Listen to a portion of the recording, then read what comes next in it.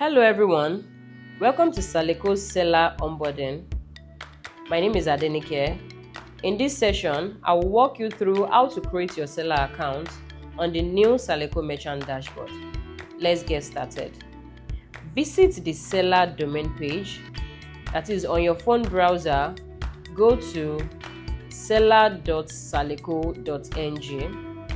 Once the page loads, click on sign up at the top right corner. Then it takes you to the page where you input your phone number, enter your valid phone number including the country code, which is +234. Please note that your number is very important because you will receive an OTP, that is a one-time password to continue registration. If the number is WhatsApp enabled, you will also receive important updates directly. So kindly input your phone number.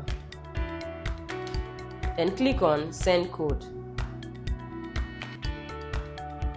Then it brings you to this page where you are able to input the OTP. After inputting, click on submit. Then it brings you to this page where you are able to set up your profile.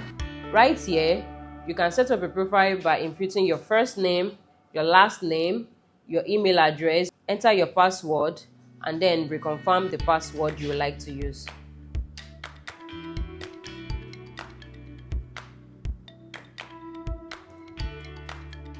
Then click on submit.